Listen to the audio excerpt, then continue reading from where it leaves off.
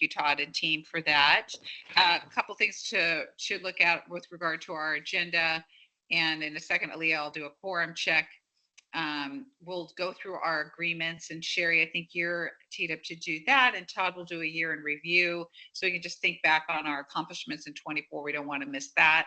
I'll then ask for public comment, and then I'll be looking for a motion to approve the minutes from both October and then November.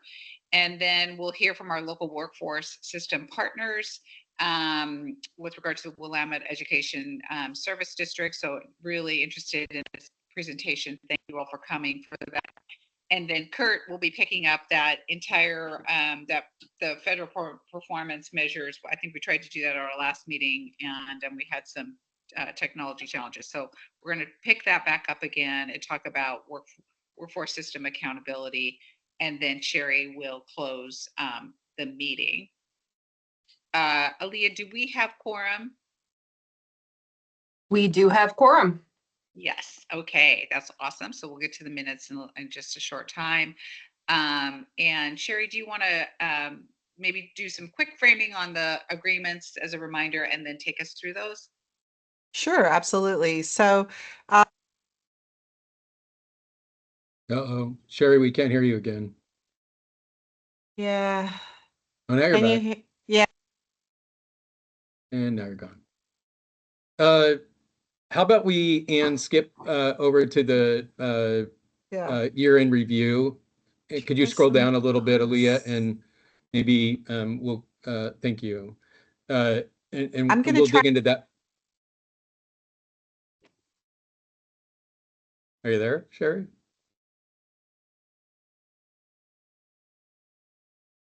I'll take that as a no, unless, can others hear Sherry? No. Okay.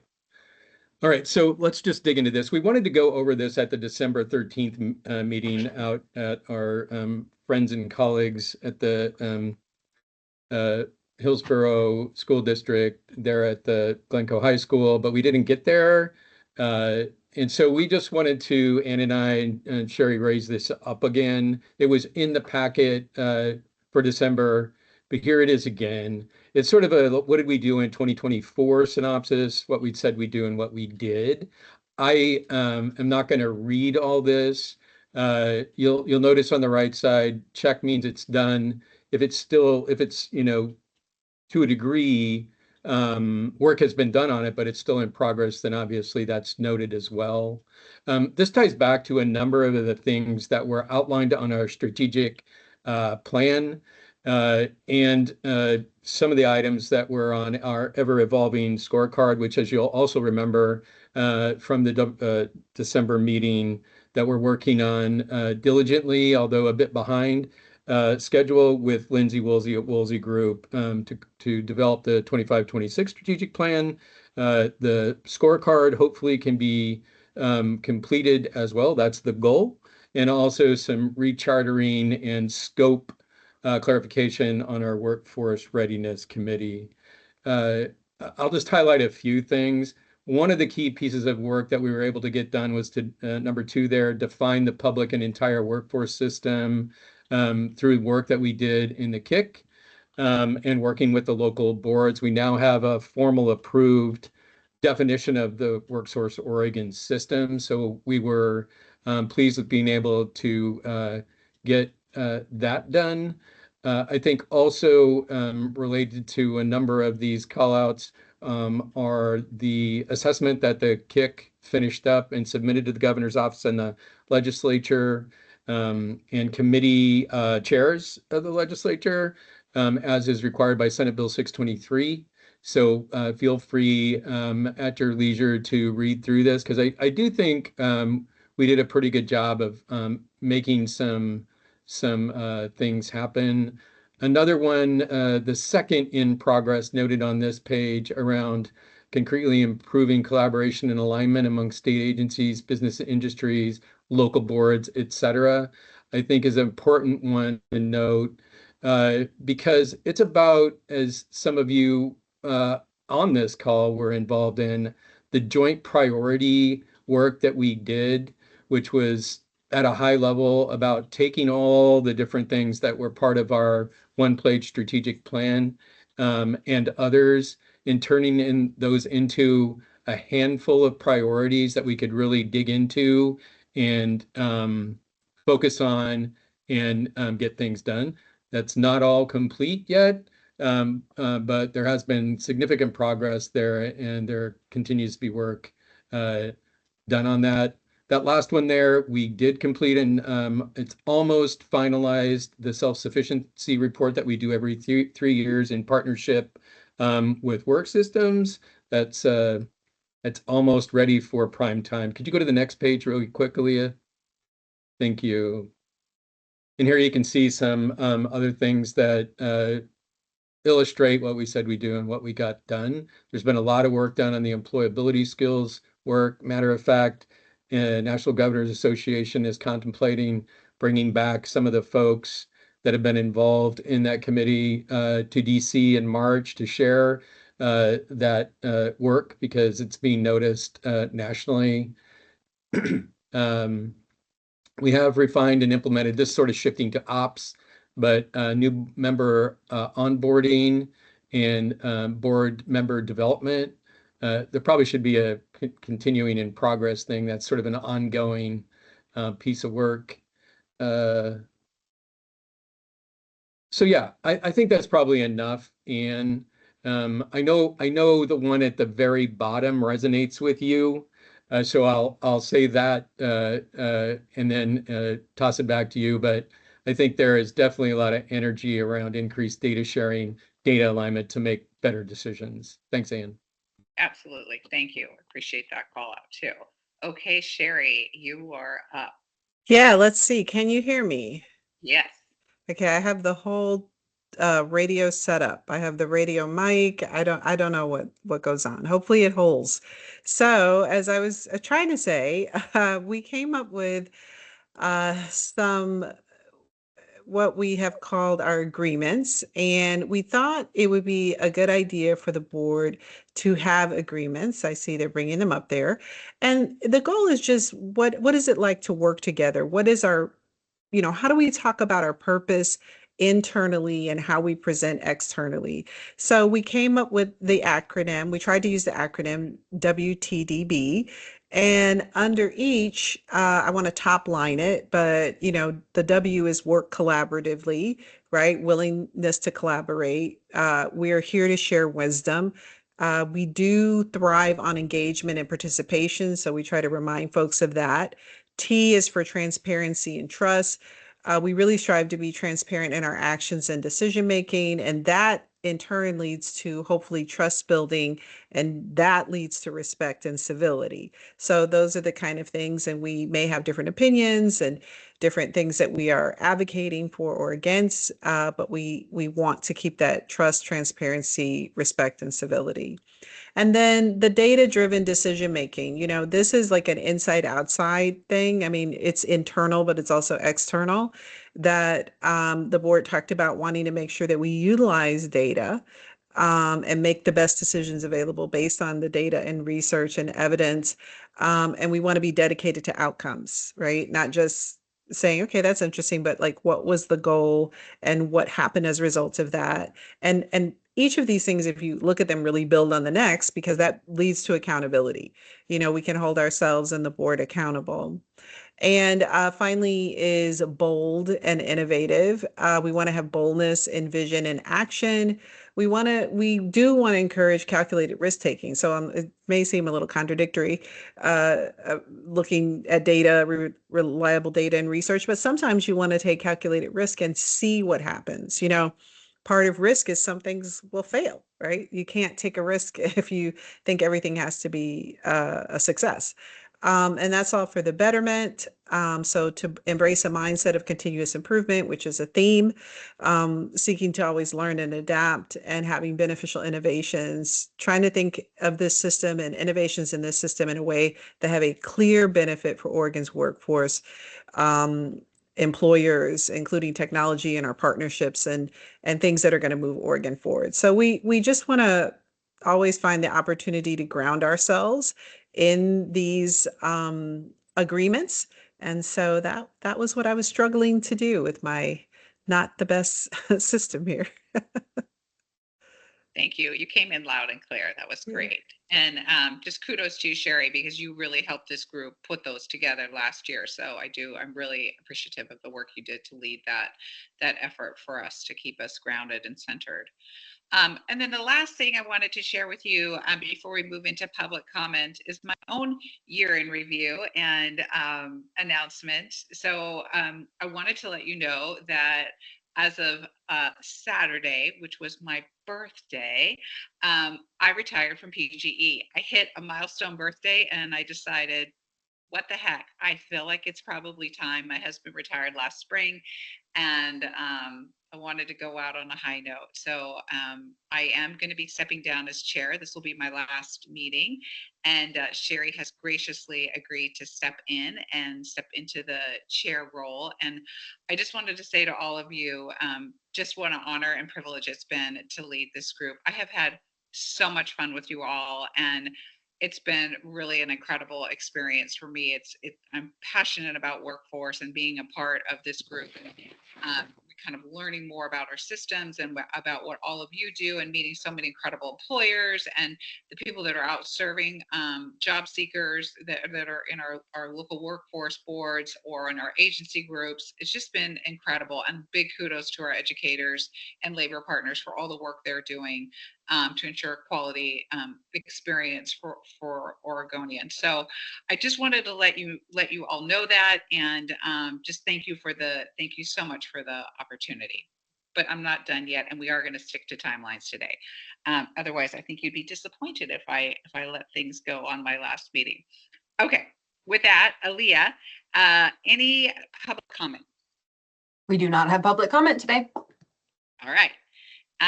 So with that, we will move into our consent agenda, and I'm assuming we still have quorum.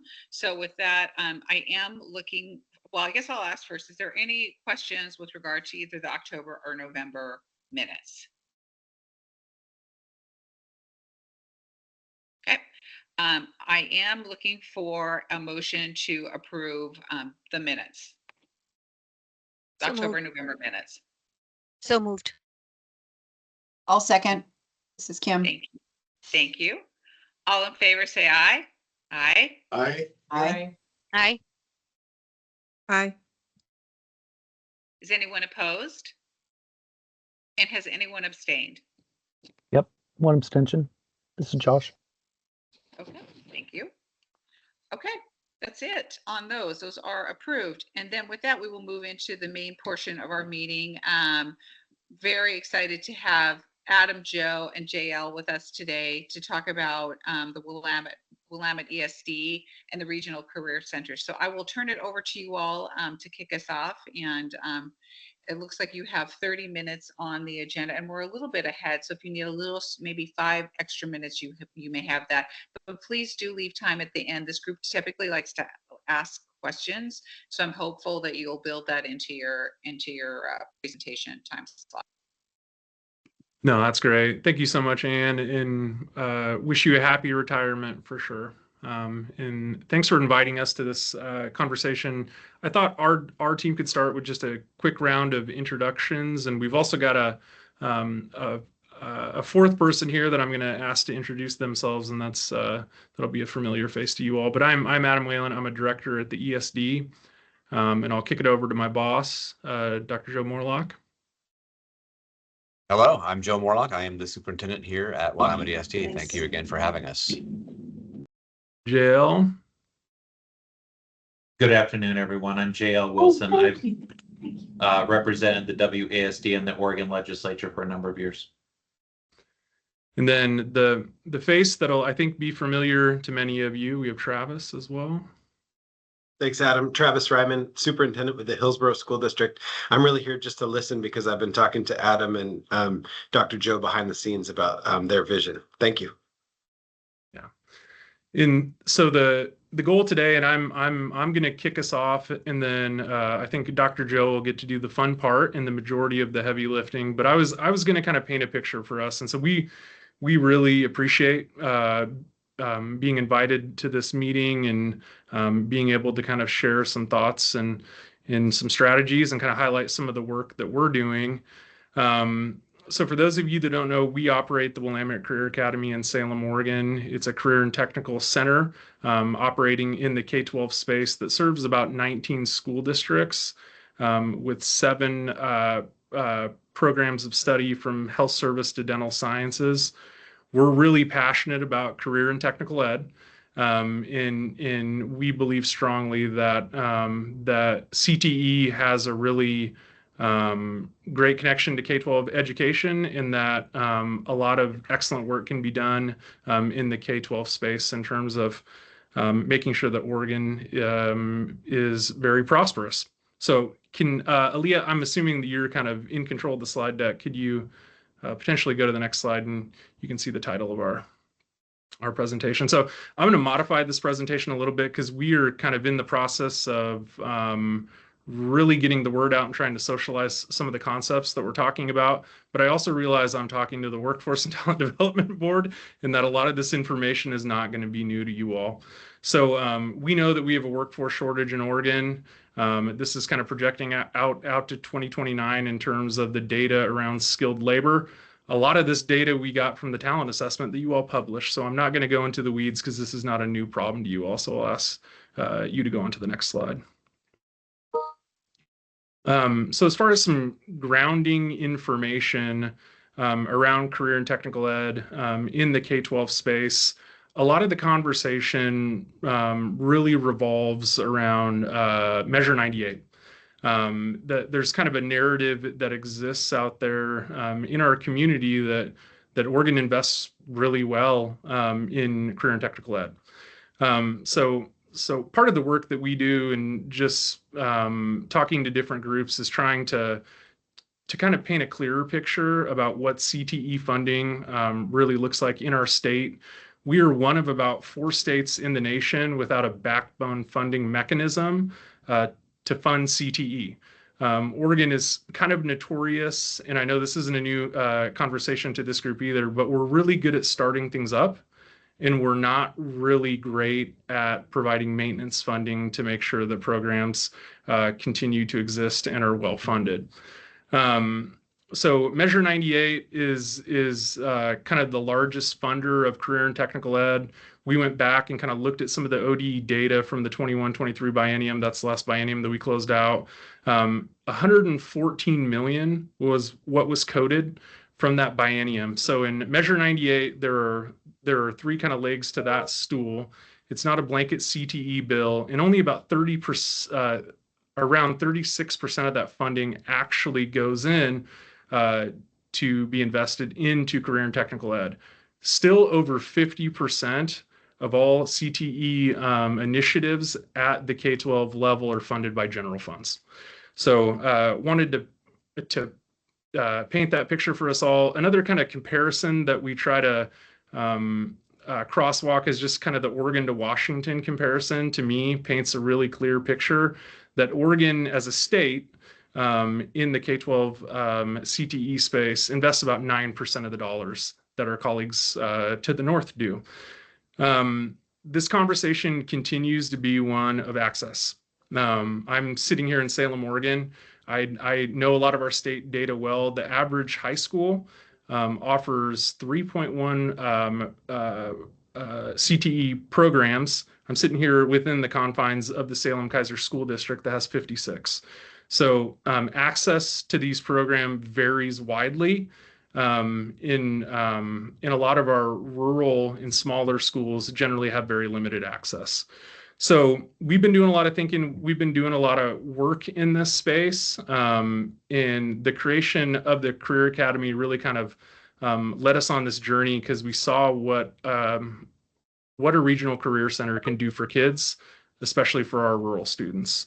And so with that, I'm going to kick it over. Now that I've painted that picture, I'm going to kick it over to Dr. Joe to share a little bit more about what we're doing. All right. Well, thank you all. And thanks again for having us.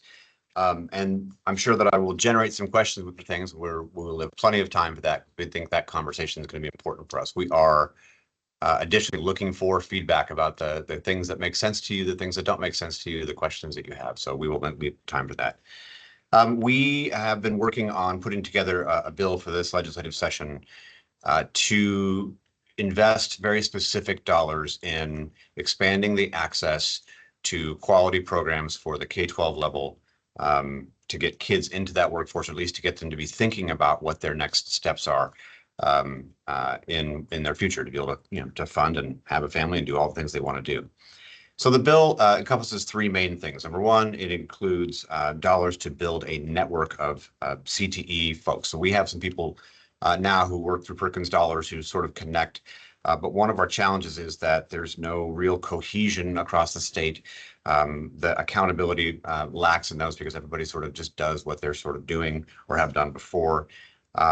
We want to help provide guidance on some common outcomes and some oversight. It's nice to have 1,000 or 1,200 CTE programs, but if they aren't making a difference on what we need in the workforce in Oregon, then it's just time that the kids are spending and not really getting to that next level. The second part of that is around staffing and equipment. As Adam mentioned, Measure 98, 114 million coded to CTE funding. People are using those dollars to send students to our facility. They're using them to do locally. And there were two other main things with that. Raising graduation rates is important. Attendance, also important. So of those thirds, they're spending them kind of the way they noticed. And we know that that's a hard narrative to get past. We're looking at trying to invest dollars specifically in CTE to get this thing moving. We've been talking about this for a long time. I'm now into my fourth decade. We keep talking about it. We had Sim and Cam back in the early 90s. We continue to have this conversation. And if you are a large district, you may have more dollars to be able to invest in that. But this is really an equity across the state issue. If you are in a rural community, you should have access to those pre-apprenticeship opportunities so then you can get into that next level of workforce. So there's money in there. We did actually specifically call out some things around both rural and frontier districts, because sometimes those big dollar amounts get subsumed by the big districts, and then the little ones end up with, well, thanks for the $100. I don't really know what I'm going to do with this. So we've tried to be very specific around that. And then finally, a large part of it is around building some regional career centers, because as you well know, building costs money. We have districts or ESDs who are ready to build a center where multiple districts can come. So at ours, we have 19 high schools who come to that facility. And we, as an example, we have one in Sheridan. They've raised $6 million, but they need another 10 to 14 million to be able to get that launched. And that's in the Yamhill Polk area. We know in Southern Oregon, they've got one that they would like to get going. Same thing in Lane, and then out east. The state is very different. And that's why we've kind of made this in a way that allows you, because it may not work to have a center. If you're in Joseph, you're probably not going to be driving all the way to Fossil to go to your class, right? So we're not going to be able to do those. It has to look different in different parts of the state. We're trying to do for that. So again, the three parts: build a network so we can have some accountability and some cohesion, staffing and equipment and things like that to keep those things up to date, and then facilities. If we look also, and the reason we're looking at doing it through ESDs is that we serve multiple districts. So our ESD serves 21 districts, and each district has its own culture. Each high school within a district has its own culture. And we spend a lot of time working on those kinds of pieces. We understand the local context for those groups. ESDs, there are 19 of them across the state. Some of them already work in collaboration with each other, because we'll have one larger one that's near a lot of small ones that will help them. What we found when we started to talk about this with our ESD partners is that there wasn't a single ESD who said, no, this is a bad idea. No, we need this badly. We need to get this going. We need to help support our districts. And so we've got 100% of our ESDs who are on board with this, who are supporting it, and have put it into the legislative priorities from our OA ESD group. Me being newer to ESDs, I just assumed that's the way things work. It turns out this is the first time in a long time they've ever had something they all agreed upon, like this is something we have to do. And yes, we have lots of other funding priorities, but this one about providing access to opportunity for students to get away from what I'll call either an elite or urban suburban programs. We need this for every child in Oregon. So moving forward with that, again, this is about economic development, workforce development. We want to support the efforts of students in pre-apprenticeship programs so they can get into truly, into true apprenticeship programs with I know our labor unions have lots of those programs. And they're always looking for people to get into it. We want to give them that view. Often kids don't know that they want to do X, Y, or Z because they've never experienced it. It turns out that, oh, I really do want to do this kind of a job. And how do I get to that next level? And we at the WCA, the Willamette Career Academy, we have really high going on rates. So either into higher ed, into the military, or directly into the workforce. When you speak with those students, they know exactly what they're doing next. This is what I have to do. Here's the licensure I can do it. There's the age I have to do it. And here are the next 3 steps in my future. As a knucklehead 17-year-old myself, I had no idea what we were talking about at that point. So listening to these students, they know what they're doing next. They're working and learning with other students who want to do exactly that. I want to be a dental assistant or a dental hygienist or a dentist. I want to build homes, and that's why I'm in this program, because I'm learning how to do plumbing and electrical. I'm getting the basics of some of those things. But we believe we have to do more.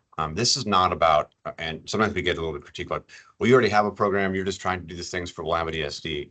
No, we're trying to do this for Oregon. This is for everyone. We've been doing this a long time. I was in Canby for many years as a teacher and a technology director. And at the time that other districts were cutting CTE programs, we were building a new multi-million-dollar state-of-the-art facility for CTE, because we knew in our rural community that students still needed to learn how to do all of these things. We had to give them opportunity for that.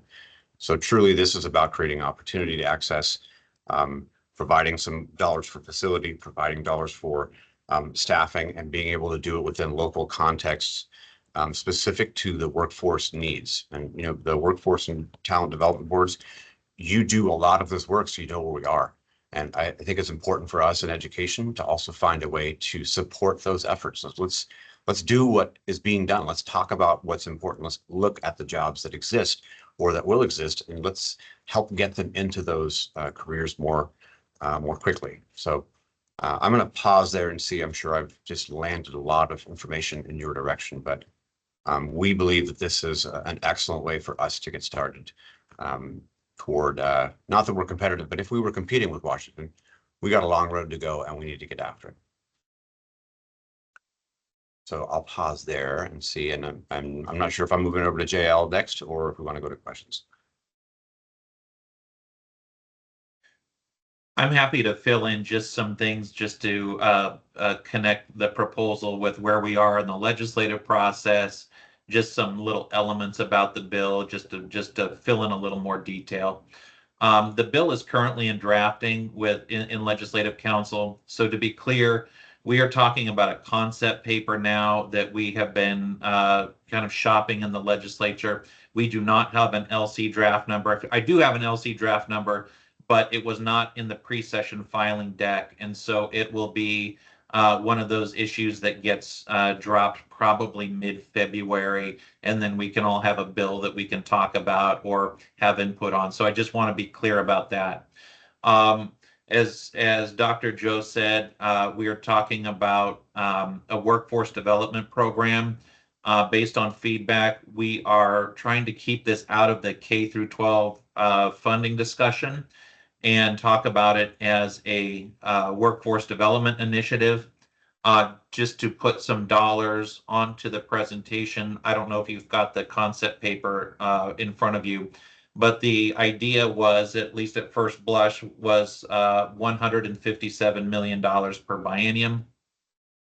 How that breaks out is $7 million for the coordinating positions, about $100 million in grants, and that is for the building acquisition and the construction of facilities, about $41 million in operations and staffing grants, the equipment or the personnel, and then some money set aside particularly for the small districts whose program may have to look a little different, and there's $8 million set aside for that. The magic of that number is about $775 per student, but again, we are trying not to enter the K through 12 funding scrum.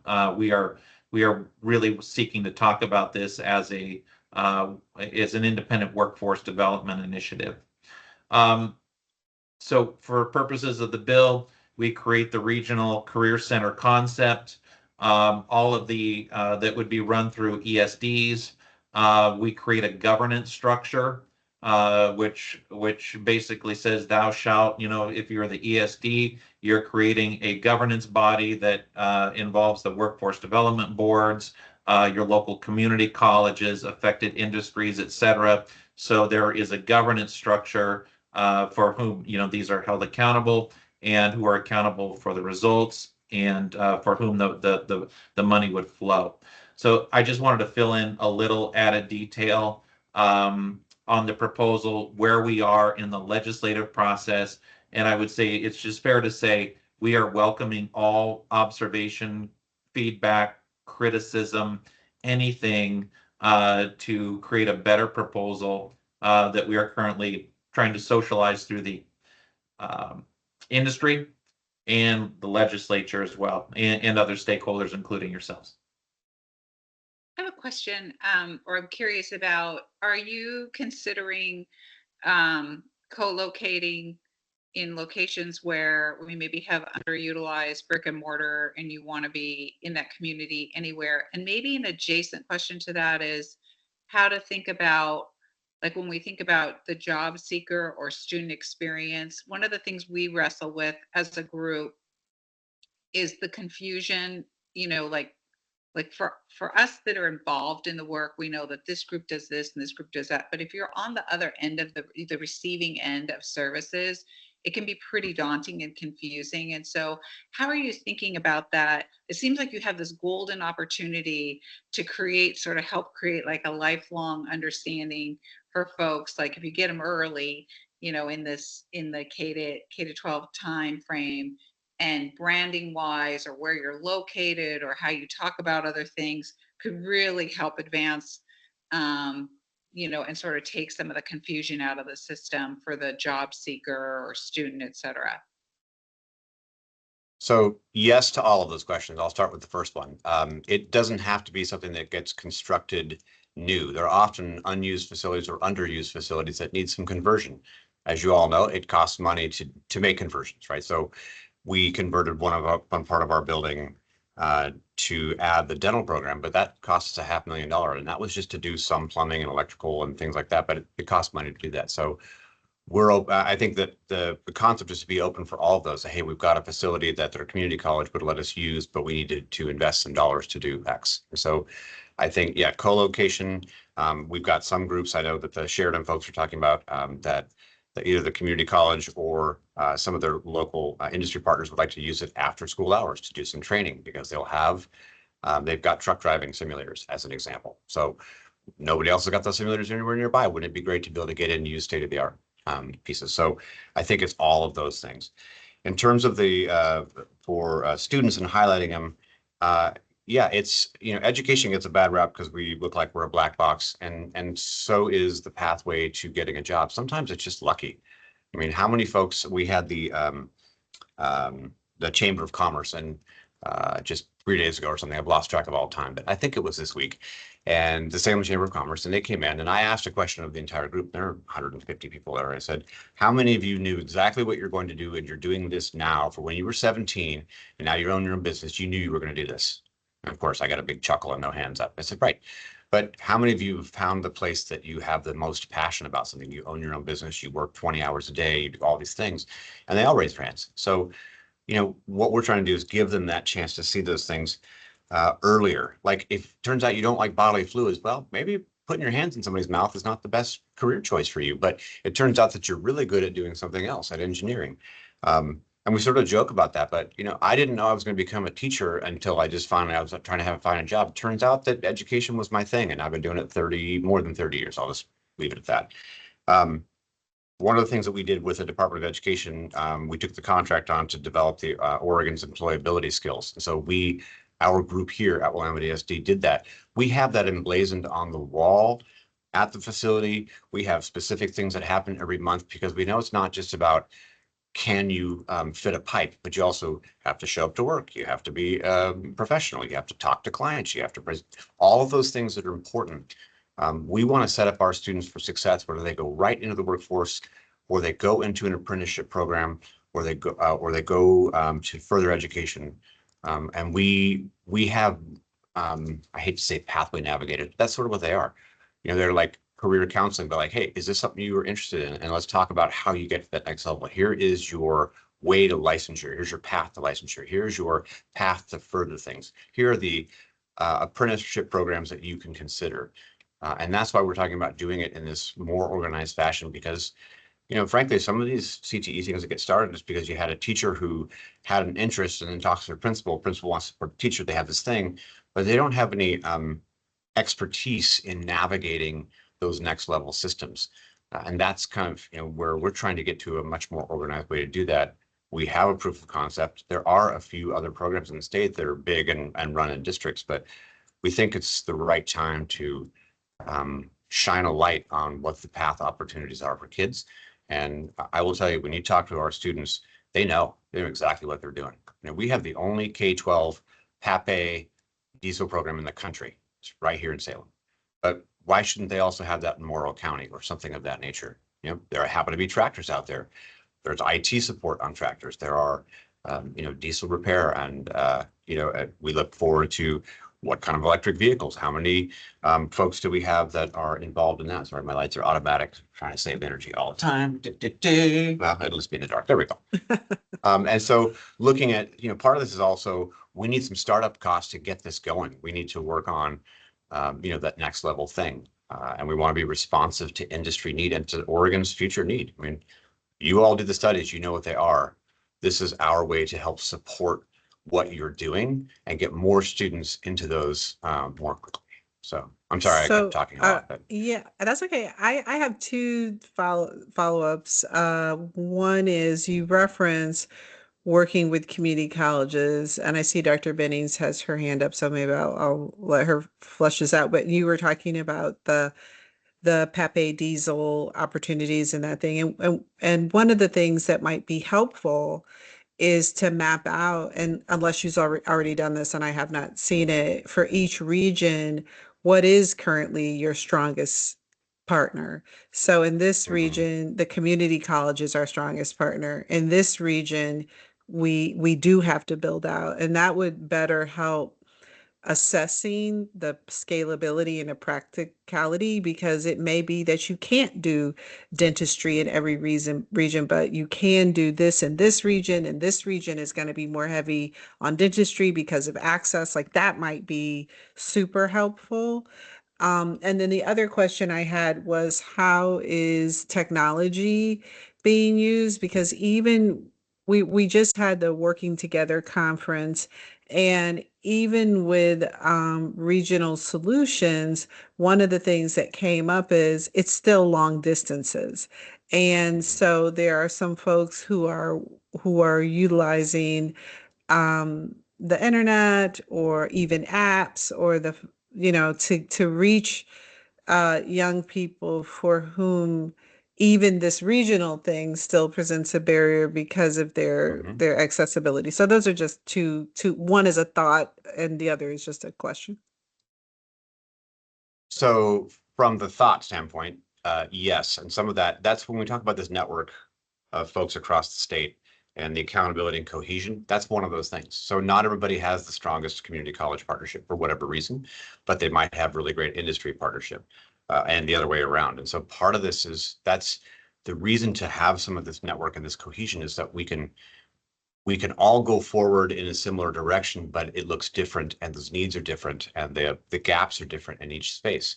And we have to allow people that time to do that. We think that's really important. So I appreciate that. And I know it's probably happening in some places, but certainly not as a unified effort. The second part of that is, yes, there will have to be some kind of distance education. You know, when it's hard to find an expert in an industry field who wants to come work for peanuts at public school prices, right? So sometimes we have to figure out ways to be able to get more expertise in the room. You know, Alaska has been doing distance education since the beginning of time, right? Because they're really rural and really spaced out there, and they've done a lot of those things. I hate to reference Canby again, but I will. Back in the early 90s, we had two-way interactive video system with our community college. And that was well before the interwebs. This was on cable TV, and we were able to go back and forth with voice. We had a teacher who would come into Canby, even though it wasn't that far away, it's only in Oregon City. But you have to think about, I have an expert who can do, let's say, diesel repair, or I have an expert who, in electric vehicles. Yeah, she may have to do that across multiple schools, and having some local equipment. That's why we put in money for both equipment and expertise, because we may have to share that expertise across multiple locations and look at doing it in a way that is either asynchronous or pieced out, or we've got somebody, she's going to be on Monday she'll be in one district, and then Tuesday another one, and there was some travel around that too, to bring expertise in person. The rest of the time could be online, could be either online at the same time, or it could be that we've got some stuff we're going to work on in the meantime, and some lab pieces for them to do the hands-on part. So yeah, all of those parts have to be employed, because our state is so varied, across the whole way. So it looks very different. It will look very different in different parts of the state than it can here. I saw another hand up and I lost track of who it was. Dr. Benning, I think, had some Yeah. questions. Thank you. I have questions, thoughts, so it's going to be a mix of things.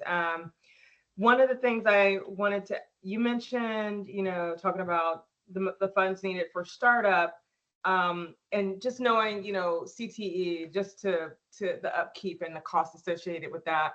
I was just curious with your proof of concept and how much thought has been given to what it will take once stood up for the sustainability part. I know Sherry talked about the scaling aspect. So that's just one thing.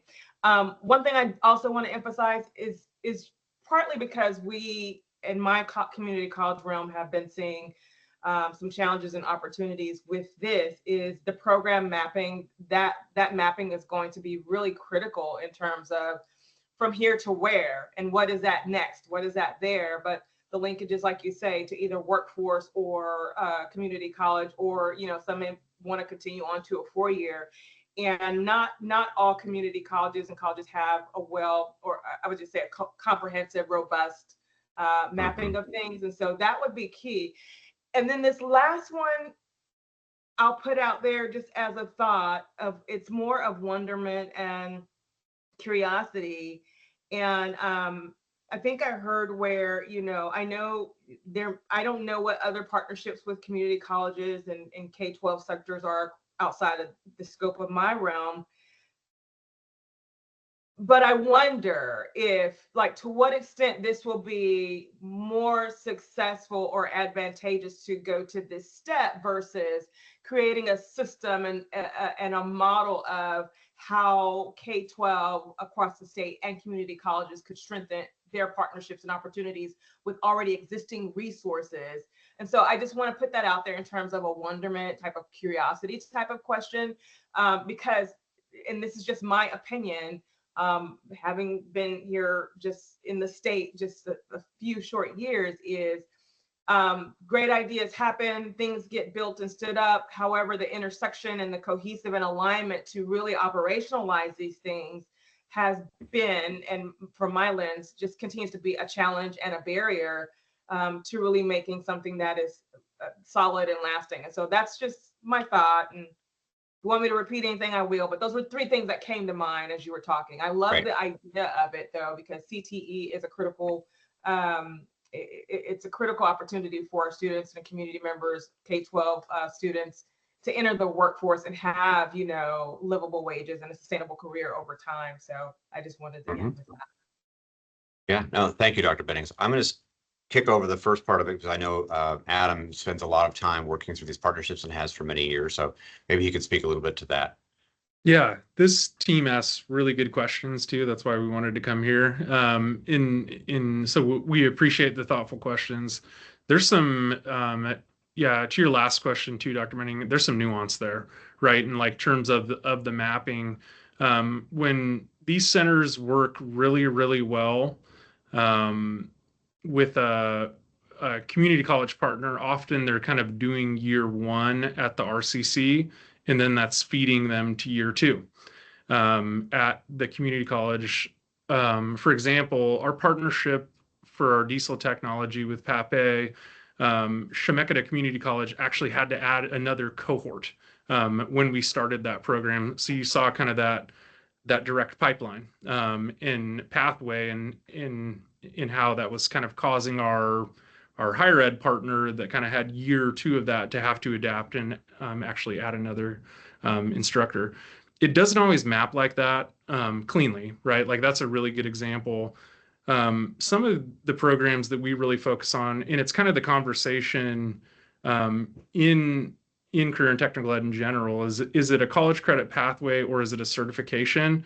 In how do we kind of focus our dental sciences, for example, the students will actually cross the finish line and get their expanded functions and then just can go to work immediately as a dental assistant. So there's some of these that really do have a clean finish line, but then others, it's that mapping to higher ed.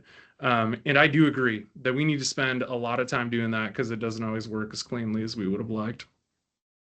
Yeah. And in terms of the sustainability of funding, I think we're not imagining this as the only time we do this.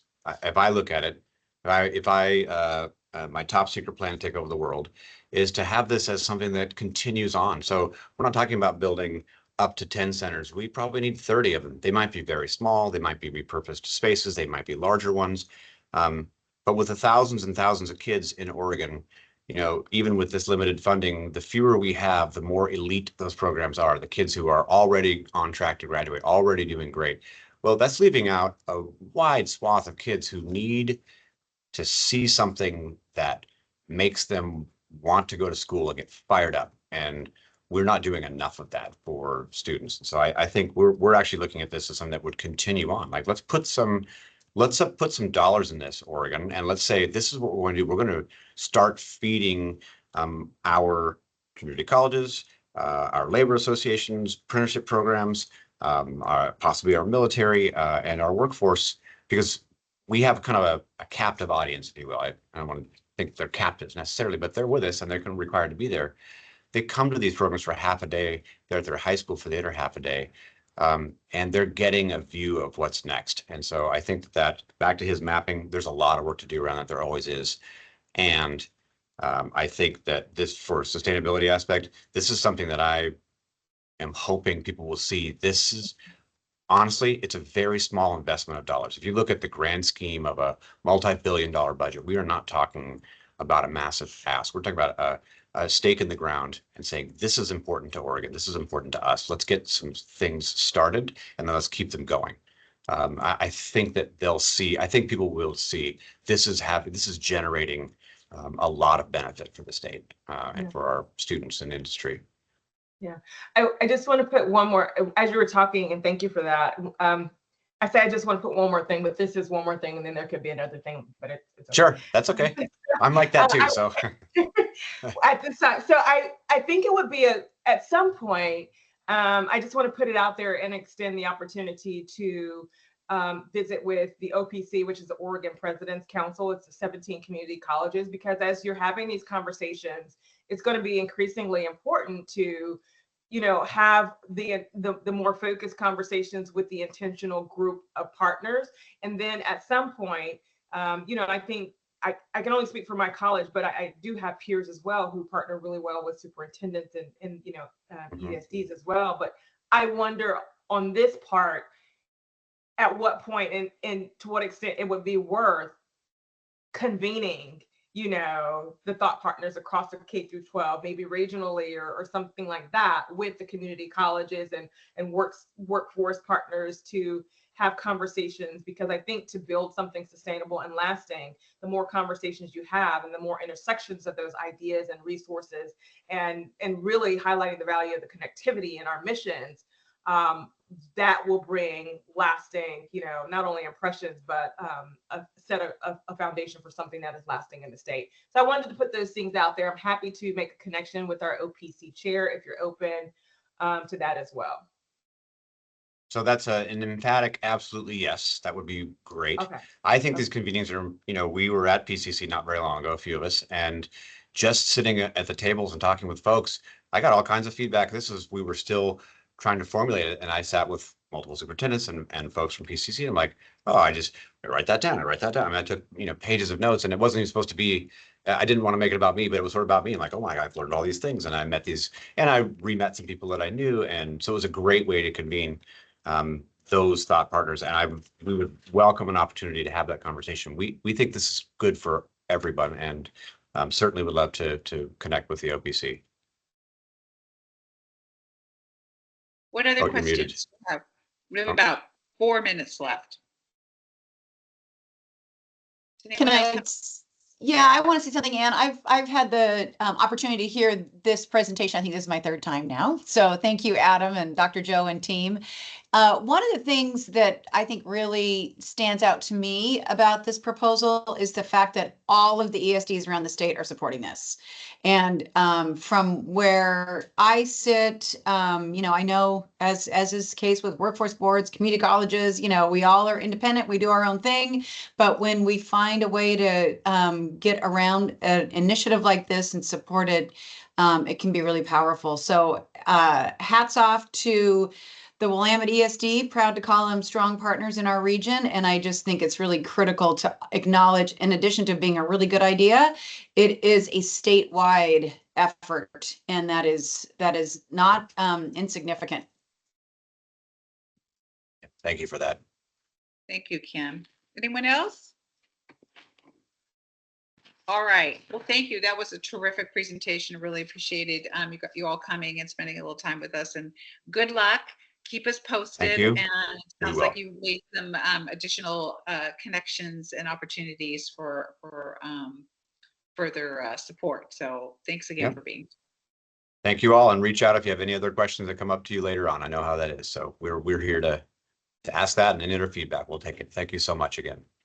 Thank you. Okay. Kurt Tackman, you are up to talk to us about federal performance measures. Thank you, Anne. I am glad to be here. I'll do a quick introduction. My name is Kurt Tackman. I'm a Deputy Director at the Office of Workforce Investments in the Higher Education Coordinating Commission. And the Workforce Innovation Opportunity Act, WIOA, Title I programs and performance are part of my portfolio.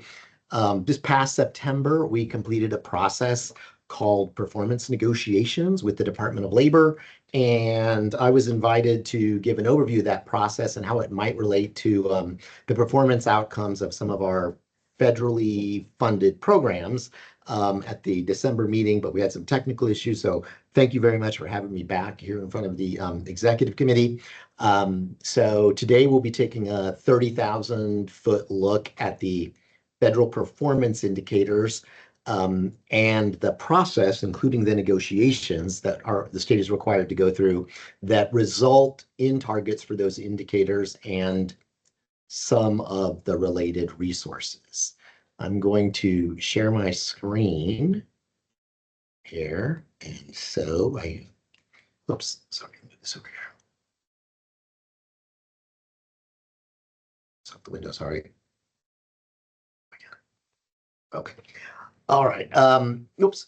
I'm happy to be sharing this information today because I think it's good timing. We've heard a lot about and been involved with various conversations for accountability, continuous improvement and alignment, including aligning various ongoing work efforts. And with all the in-depth work that's been done towards the WTDB strategic plan, the KIC assessment, and the development of a unified scorecard, I'm hoping our performance-related efforts can kind of inform and support that work with the goal, of course, being more comprehensive, unified approach that will allow local and state partners to track successes and manage challenges and opportunities. As I run through this presentation, I don't plan to read each slide. I know you have the decks available and you know, I don't want to do a death by PowerPoint kind of thing. Also, since I'm in presentation mode, I can't see raised hands. So if you have a question or would like to interrupt me for anything, please feel free to do so, but just speak up, please, so I can see, so I can hear you, excuse me. So of course I made an objective slide. This is mostly to provide some framing and context for the information that I'll be presenting, but it also kind of helps keep me on track so I don't get too carried away discussing some of the minutia involved with these processes. And I'm going to apologize to anybody who may have seen some of my other previous presentations on WIOA, because some of this may be a little bit repetitive. Excuse me. So these are the 4 titles within WIOA that apply to funding and oversight of what's called the core programs and the agencies that administer them on this slide. As you can see here, Title I includes 3 core programs: adult, dislocated worker, and youth, and those are administered by HEC's Office of Workforce Investments. Title II at HEC's Office of Community Colleges and Workforce Development funds the adult education literacy efforts. Title III at the Oregon Employment Department funds the Wagner Pizer Employment Services. And Title IV funds funding vocational rehabilitation is administered by the Oregon Department of Human Services and the Oregon Commission for the Blind. All 6 of these programs, the 3 under Title I and the other 3, have the same set of performance indicators at the federal level.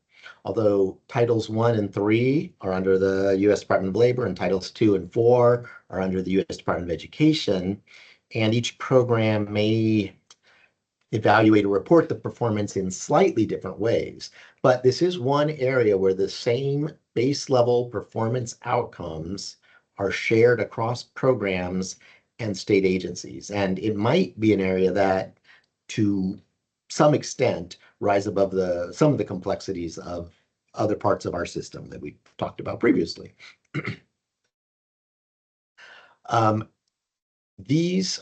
Sorry, I think I skipped this. Oh, I'm sorry. These are the 6 indicators that I referred to for the performance measures, or they used to be called measures, excuse me, but indicators is the preferred term now.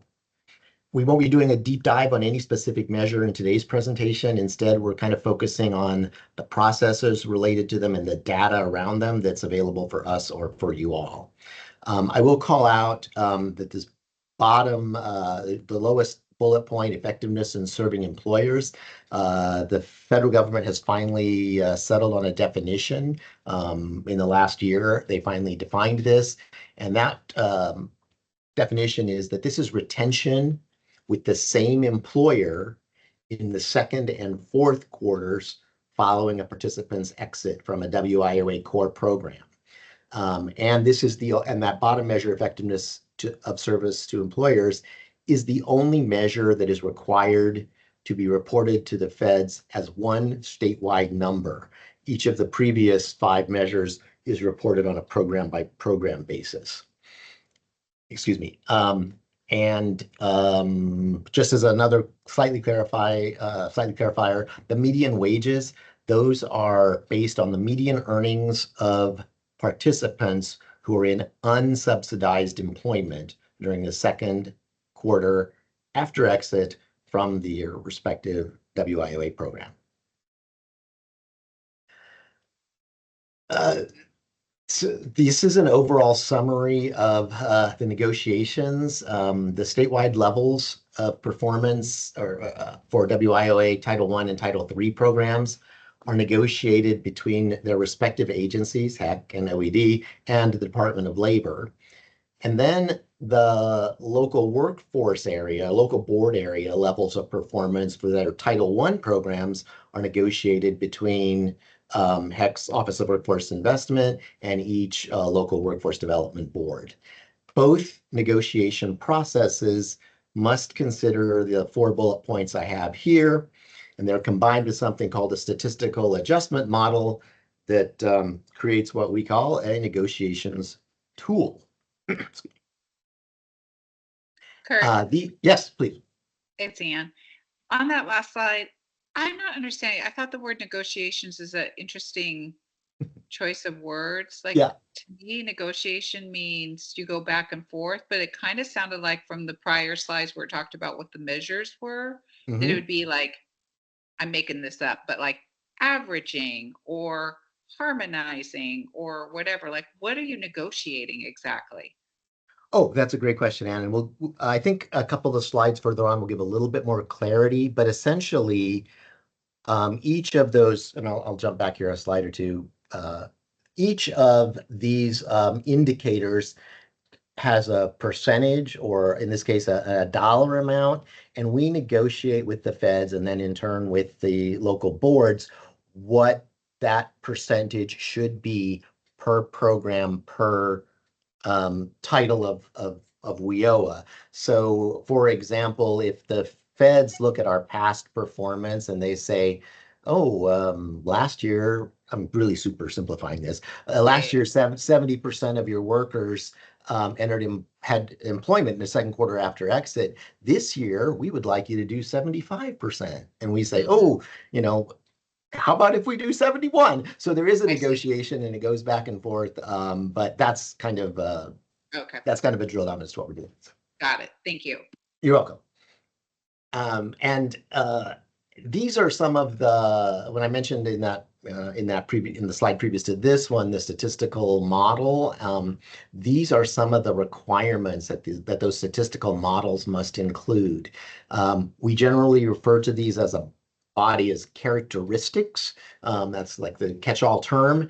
And we have to consider how, and if you consider how these might interrelate, you can probably imagine how complex some of these models can get when we're looking at what a potential outcome might be, a target might be. And I'll give you another slide that kind of illustrates that point. This is a snapshot of the summary section of DOL's most recent tool for the state of Oregon. And again, we're not going to dig too deeply into this, but if you notice the number of tabs here at the bottom and realize that this is only a small section of one page, you start to get an idea of how dense this is and how much data is behind some of these numbers and processes. Excuse me. And here I did one further drill down to help reinforce that point. And this is just a part of one page from one of the programs. Now, this far left column here includes what we called characteristics earlier. So these are the characteristics that we track on all of our program participants, and including these breakdowns and report. And then these subsequent columns, these are the performance indicators, those measures that we saw, and the data in the columns beneath them is called coefficients and can basically be thought of as a weight or a weighting factor that applies to each of these characteristics when we're trying to predict or report on performance. And once that tool is created, it's incorporated into the negotiations cycle, and it is cyclic. But for illustrative purposes, I'll start in this section here where a tool is created, and then the previous year's data is fed in, previous program year data is fed into the model where those coefficients that we just saw on that last slide are applied, and that produces a baseline target from where the negotiation process begins. That's the start of it.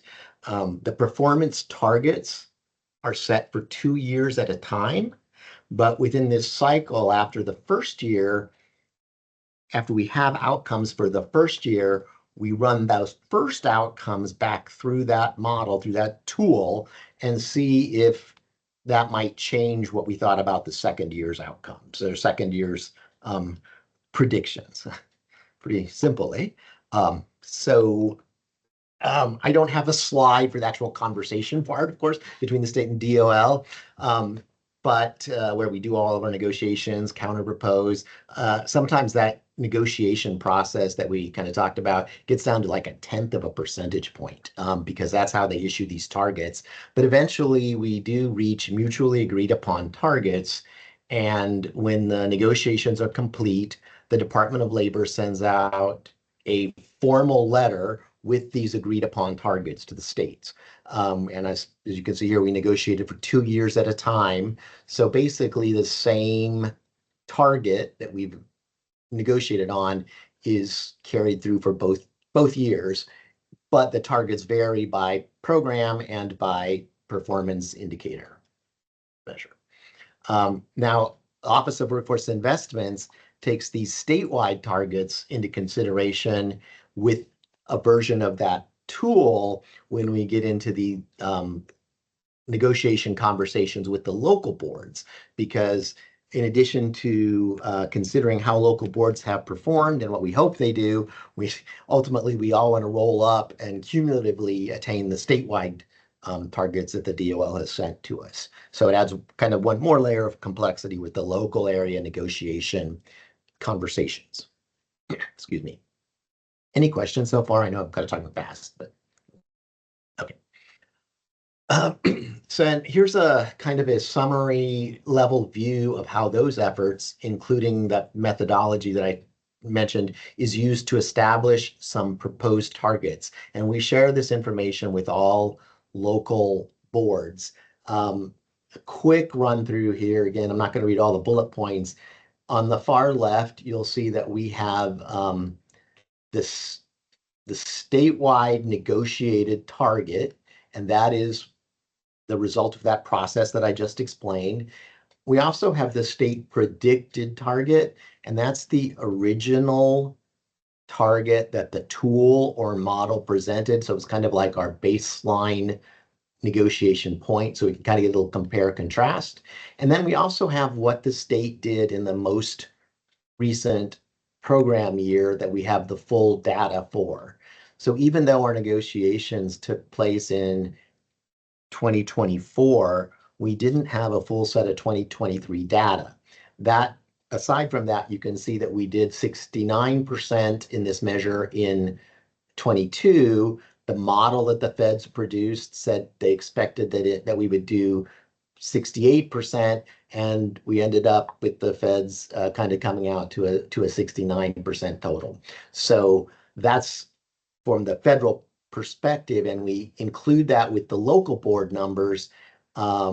We have not, with the local board numbers to begin the negotiations process. We don't have a negotiated bar yet here because we haven't started talking about it yet. Excuse me. And then what we've done for our tool is we've created a kind of set of standard formulas depending on whether a state met and exceeded or were below our previous targets or their previous predictions, excuse me, to determine what their starting negotiations point is. So we might add 10% to what they did previously to their outcomes and then start the negotiation point from there. And this slide that you're looking at is one program. It's just the adult program. On the tool that we have when it's live, we can click down to the different programs and then everything adjusts appropriately. Excuse me. I don't have a slide for the local conversations either, but that goes on with each local board, kind of one-on-one and back and forth with their representatives and ours. Now, our office also tracks the actual performance outcomes over time, which allows us to identify potential trends and sometimes anomalies that might be worth taking a closer look at. In addition to informing our negotiation conversations, it's also a great way to identify potential promising practices and possible data quality or accuracy issues. One, like a call out here, we can see where in one measure, this particular local area started seeing a pretty dramatic decrease over 1 year period and then an increase back over the other. So we might have some conversations about what led to that. We can also use this, which is a single local area chart, to compare to the other local areas and see who might be doing better or not so well, so that we can have some conversations kind of targeted as how we might resolve those issues too, or share best practices. Once the state and the local conversations are complete, which has to be done by September 30th of each year, the Office of Workforce Investments sends formal letters of the agreed upon targets to each local workforce development board and the Department of Labor and the WTDB chair, emulating the federal process. And that process is what got me to do this presentation for you all today. So with the state and local level targets established, we move on to tracking and analyzing the results. Each WIOA title and program performance has reports related to it, and the actual participant data is submitted to the Department of Labor each quarter and annually, and it results in these reports, which are publicly accessible for Title I programs and their performance. And each of these reports is pretty quite detailed. Here again, I did a screenshot of part of one report. Here's an example of the first page of our quarterly report on this particular on the federal measures. This particular one is 90 pages, so this is a lot of it. It has statewide and then local area breakdowns. It's very extensive. It contains breakdowns for all the programs, so 90-page report each time. All of this is available in PDF or Excel format if we want to import it or use it in analysis or prediction or trend models. And here is an example of a Title II performance report. I'm not a Title II person, but it is done out of our office, out of HEC, again, the CCWD, but I'm including it to show that the other WIOA funded programs have their own version of federal performance outcome reports that all align with those defined standards for all 6 of the core programs. And this is a quick look at some of the performance and data related efforts that are on the horizon. This includes the Employment Department's modernization project, HEC's own smaller modernization project, and a series of dashboards that HEC is developing. And I have an example of that I will share with you as well.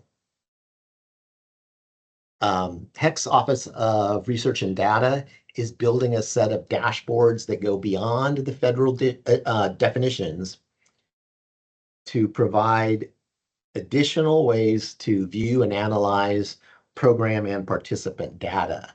So as the WTDB leans more deeply into the roles around continuous improvement and accountability and advising the governor, et cetera, the legislature on the entire workforce system, including WorkSource Oregon and WIOA funded programs, we hope that our existing and upcoming efforts will be useful in the process and support these efforts, or in the development of some kind of a scorecard or components of it in a scorecard. And kind of wrapping up here, the presentation's coming to an end. As the WTDB moves forward, I included some considerations to think about. These are kind of related to how we might be able to use some of these existing and emerging resources to help focus on the measures and the impact of implementing the joint priorities, the strategic plan and scorecard that are in development, and the KIC assessment, and basically any other relevant policy-making needs.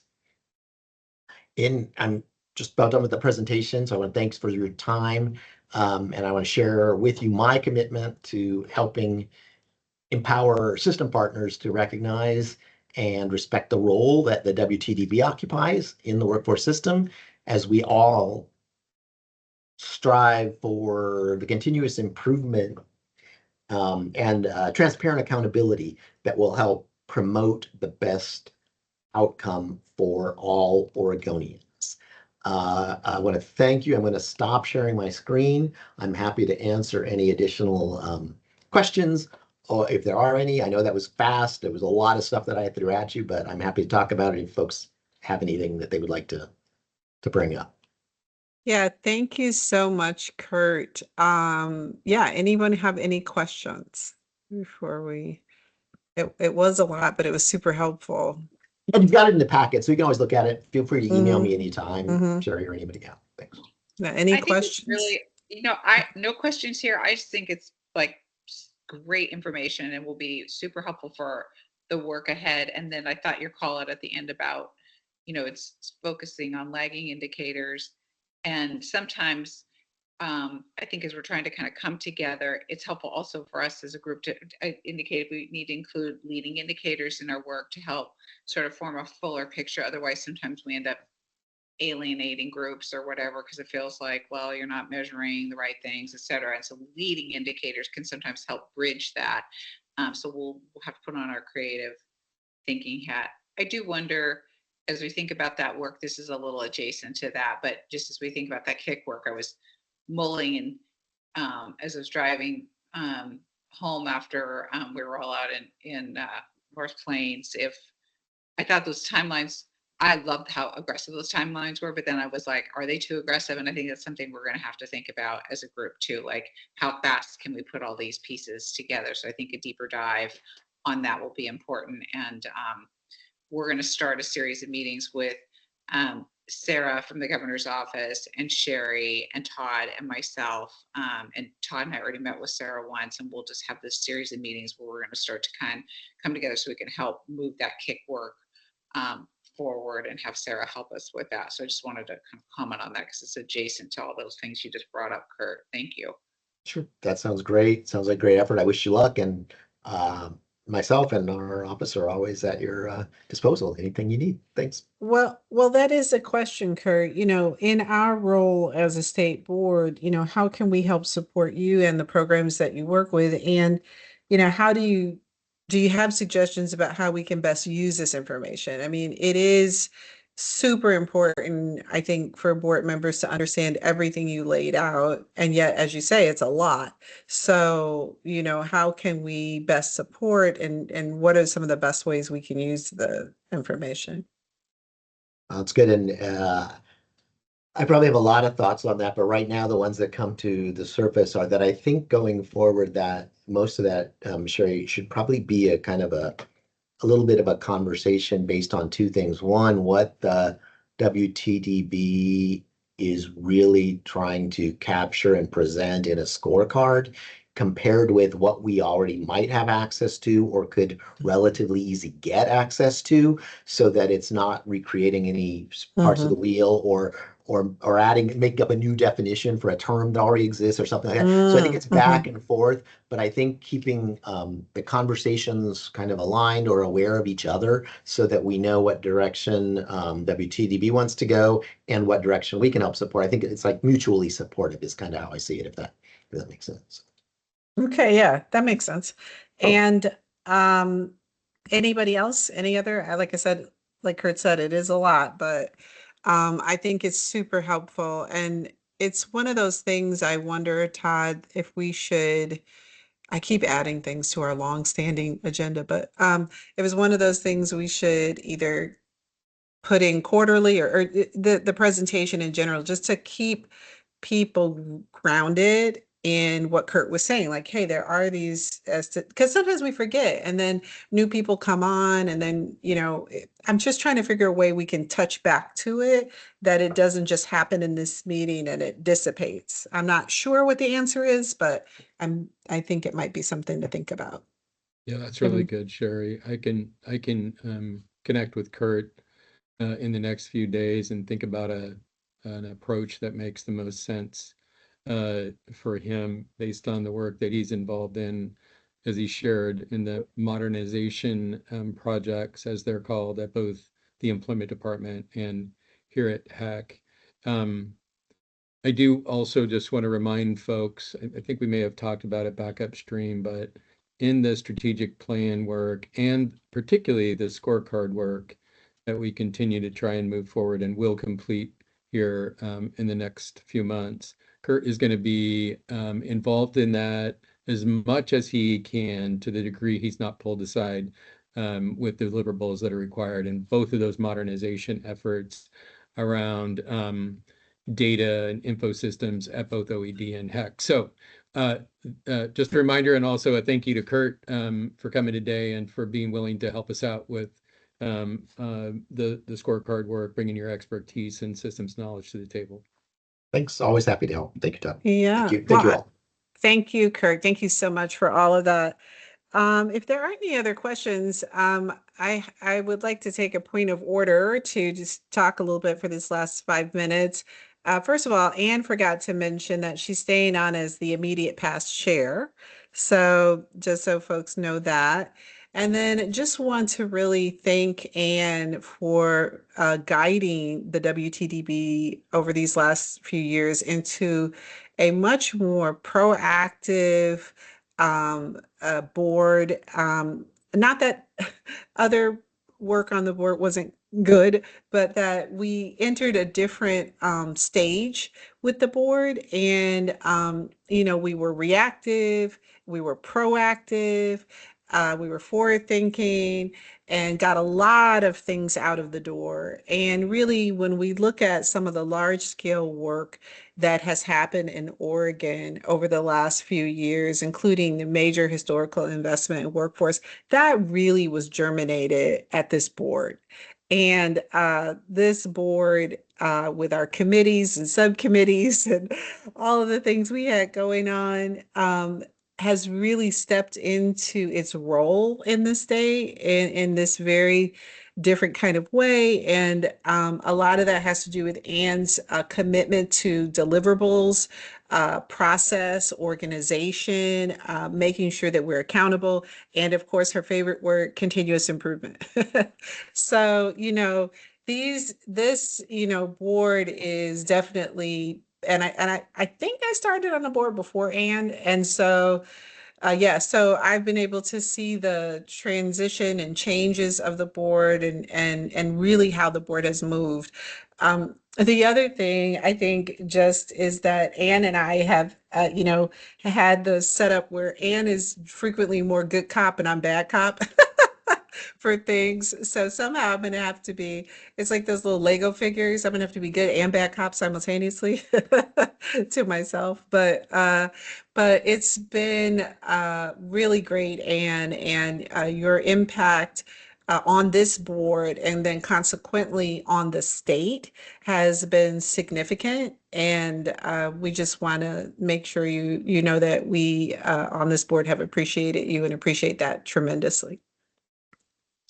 Thank you so much. It's truly been an honor to be with you all, and just have loved being part of this group. It really was a highlight over the last few years for me. All right. Well, be bad cop now. Oh, you can be back up. And also Anne is very good at time. So I'm going to have to be good at timing. So, because I'm like, well, they're still talking, but I'm going to be better also at keeping time too.